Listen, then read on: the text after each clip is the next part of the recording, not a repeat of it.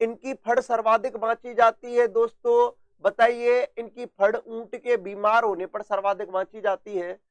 ऐसा माना जाता है कि ऊंट की बीमारियां सही हो जाती है। इनके भजन पाबूजी के पवाड़े कहलाते हैं या पवाड़े कहा जाता है। भजन गाते समय, पवाड़े गाते समय मटका वाद्य यंत्र का प्रयोग किया जाता है। मंदिरों में पाबूजी की जब पूजा की जाती है तो किस स्वरूप में की जाती है? अश्वारोही, ऊंट यानी कि घोड़े पर बैठे हुए और हाथों में भाला लिए हुए। मुख्य मंदिर कोलूमंड जोधपुर में स्थित है दोस्तों, और अन्य मंदिर देचू गांव जोधपुर में। अन्य मंदिर कहाँ है दोस्तों? देचू गांव जोधपुर में। मानसिंह गुर्जर जी गुड मॉर्निंग सर। मनीष आचार्य जी गुड मॉर्निंग। अच्छा दोस्तों, आप लोग स्क्रीनशॉट ले लीजिए, थोड़ा सा आगे और बढ़ते हैं पाबूजी में। उम्मीद है कि पूरा ही समझ में आ रहा होगा। एक बार आप स्क्रीनशॉट जरूर ले लीजिए।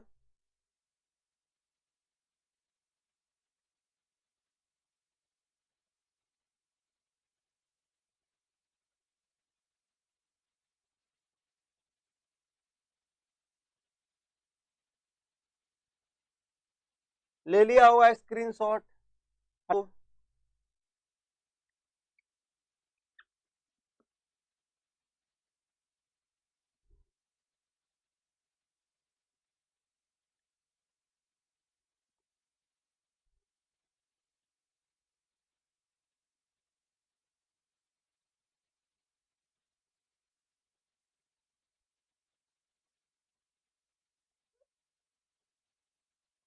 लो साहब, पाबूजी गुड मॉर्निंग। राहुल मीणा जी गुड मॉर्निंग भाई दोस्तों।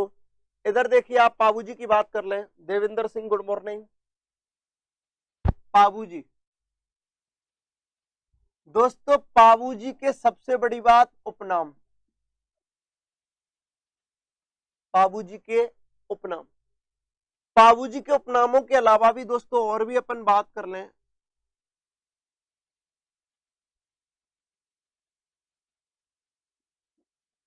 पाबूजी ने किसकी गायों की रक्षार्थ हेतु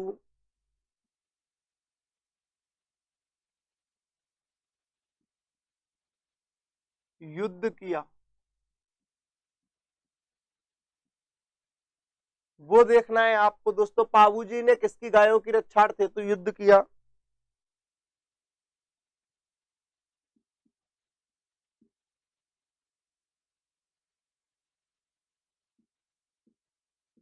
पाबूजी लड़ते हुए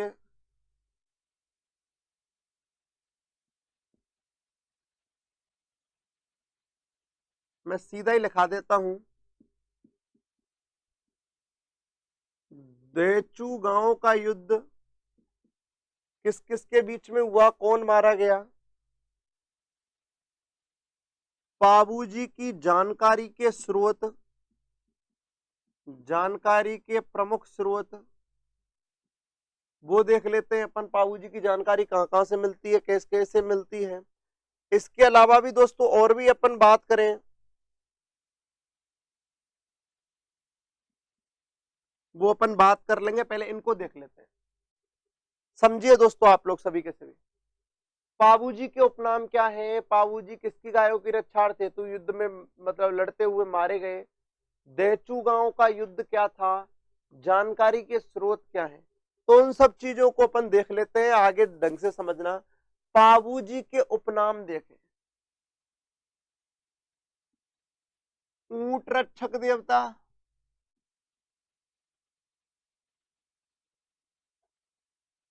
गाय रक्षक देवता,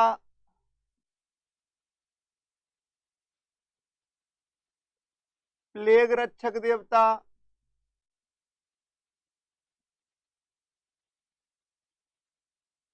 समझना दोस्तों। ऊंट रक्षक देवता, गाय रक्षक देवता और प्लेग रक्षक देवता। इसके अलावा दोस्तों अपन बात करें, ऊंट पालन करने वाली एक जाति होती है राइका रेवारी।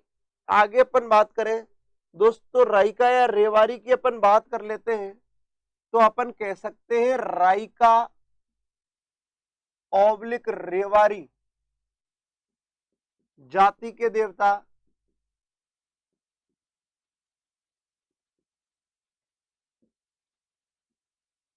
इनके लिए एक वर्ड जुड़ता है, हाड़फाड़ वाले देवता। पूछा जा चुका है दोस्तों। हाड़ वाले देवता, हाड़ वाले देवता, ऊंट रक्षक देवता, गाय रक्षक देवता, प्लेग रक्षक देवता। देखो ऊंटों की रक्षा करने वाले तो ऊंट रक्षक, गायों की करने वाले गाय रक्षक। प्लेग क्या है?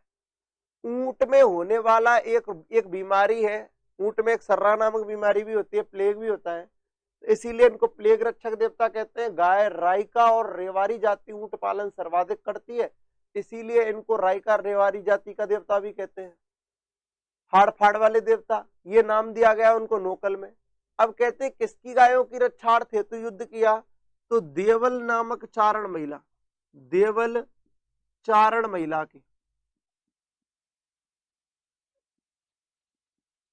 देवल चारण महिला की गायों की रक्षार्थ हेतु दोस्तों इन्होंने युद्ध किया। और देचू गांव का युद्ध इन्होंने किससे लड़ा? ढंग से देखना दोस्तों, पाबूजी बड़सैज जींदराव खींची, जींदराव खींची। और जींदराव खींची कौन था दोस्तों? जायल नागौर का शासक, जायल का शासक। जींदराव खींची कौन था दोस्तों? जायल नागौर का शासक था और पाबूजी का जीजा था। पाबूजी का कौन था दोस्तों? जीजा था। कौन दोस्तों? जींदराव खींची। और पाबूजी इसी युद्ध में लड़ते हुए शहीद हुए या लड़ते हुए मारे गए। पाबूजी की जानकारी के प्रमुख स्रोतों की बात कर लें। नंबर 1 पाबू प्रकाश, दो प्रमुख पुस्तक लिखा रहा हूं दोस्तों। दूसरी चबरी, दो प्रमुख पुस्तक हैं जिनसे पाबूजी की जानकारी मिलती है। दो प्रमुख पुस्तक हैं जिनसे पाबूजी की जानकारी मिलती है दोस्तों। पहली पाबू प्रकाश और दूसरी चबरी। पाबू प्रकाश के जो लेखक हैं वो है आसिया मोड़जी। कौन है दोस्तों? आसिया मोड़जी। और दोस्तों इधर देख रहे हैं अपन चबरी को, चबरी के लेखक हैं मेघराज मुकुल। कौन है दोस्तों? मेघराज मुकुल। इनसे जानकारी मिलती है किसकी दोस्तों? पाबूजी की। किसकी दोस्तों? पाबूजी की। याद रखना पाबूजी की जानकारी के दो प्रमुख स्रोत हैं, जिनमें पहला है पाबू प्रकाश, दूसरा है चबरी। पाबू प्रकाश की बात कर लें, पाबू प्रकाश के लेखक हैं आसिया मोड़जी और चबरी के कौन है? मेघराज मुकुल। कौन है दोस्तों? मेघराज मुकुल। तो वापस देखिए कि पाबूजी के 5 प्रमुख उपनाम हैं, जिनमें पहला है ऊंट रक्षक देवता, दूसरा है गाय रक्षक देवता, तीसरा है प्लेग रक्षक देवता, चौथा है राइका रेवारी जाति के देवता, चौथा है दोस्तों जो भी है पांचवा हाड़फाड़ वाले देवता। ये देवल चारण महिला की गायों की रक्षार्थ हेतु युद्ध करते हैं और देचू गांव में जींदराव खींची के विरुद्ध लड़ते हुए मारे जाते हैं। जानकारी के जो स्रोत हैं, दो प्रमुख स्रोत हैं पाबू प्रकाश और चबरी। पाबू प्रकाश के लेखक है आसिया मोड़जी और चबरी के हैं मेघराज मुकुल। आगे अपन बात करें नेक्स्ट पॉइंट की, नेक्स्ट पॉइंट की अपन बात कर लें दोस्तों और भी कि हमारे क्या होता है, ऐसा कहते हैं कि पाबूजी की शादी का टाइम था और पाबूजी शादी के लिए जा रहे होते हैं, वो देवल नामक चारण महिला से उनकी घोड़ी मांगते हैं। उस देवल नामक चारण महिला की घोड़ी थी केसर काल में, तो वो दे तो देती है लेकिन एक वचन लेती है कि मुझे वचन दो, प्रॉमिस करो कि मुझे जब जरूरत होगी तब आप ये घोड़ी मतलब तब आप मेरी गायों की रक्षार्थ हेतु आओगे। उसने कहा यार अब शादी का टाइम था, घोड़ी चाहिए थी। मैंने ओके आई प्रॉमिस, लेकिन मुझे पता कैसे चलेगा आपकी गायों पर दिक्कत है? मैंने कोई दिक्कत मतलब घोड़ी अपने आप बता देगी। बन ठीक है। पाबूजी ले तो गए, पाबूजी की शादी स्टार्ट हो गई भाई साहब। माला वाला प्रोग्राम हो गया, स्टेज प्रोग्राम, स्टेज प्रोग्राम हो गया दोस्तों। स्टेज प्रोग्राम के बाद क्या हुआ, फेरे वाली बात आई। अब फेरा चालू हो गए पाबूजी के। फेरा नंबर 1 हो गया, 1 हो गया। फेरा नंबर 2, घोड़ी हल्ला मचाने लगी जोर जोर से। बस बेसी कर रही होगी। फेरा नंबर 3 घोड़ी बहुत जबरदस्त तरीके से हल्ला मचाने लगी, क्योंकि उसने पहले ही कह दिया था देवल नामक चारण महिला ने कि अपने आप घोड़ी बता देगी और आपको प्रॉमिस है आपको सबको सारे काम छोड़कर आना पड़ेगा। ठीक है, 3 फेरे हो गए। अब जैसे ही चौथे फेरे को चला, चौथा फेरा आधा हुआ, घोड़ी सब कुछ तोड़ ताड़ के उसके पास आ गई। बाबूजी समझ गए कि देवल महिला की जो भी है चारण महिला, उनकी गायों पर क्या है, कोई संकट है। तो इन्होंने प्रॉमिस किया था, इसीलिए चौथा फेरा आधा छोड़कर यानी 3.5 फेरे छोड़कर बाबूजी कहकर गए कि ठीक है, मैं काम मेरा अर्जेंट है, मैंने प्रॉमिस किया है, मैं आ रहा हूं। ये कहकर वो केसर कालमी को लेकर देचू गांव जाते हैं और देचू गांव में उनकी क्या हो जाती है, मृत्यु हो जाती है। ऐसा माना जाता है कि इनके अनुयायी आज भी 3.5 फेरे लेते हैं। कितने फेरे लेते हैं दोस्तों? 3.5 फेरे लेते हैं। तो आप समझ गए होंगे, उम्मीद है।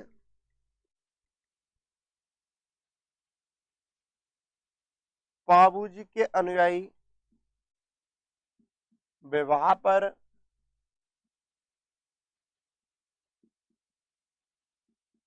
3.5 फेरे लेते हैं। 3.5 फेरे लेते हैं अनुयायी। कितने कितने फेरे लेते हैं दोस्तों? 3.5 फेरे लेते हैं। आप लोग एक बार स्क्रीनशॉट ले लीजिए, फिर अपन आगे बढ़ते हैं।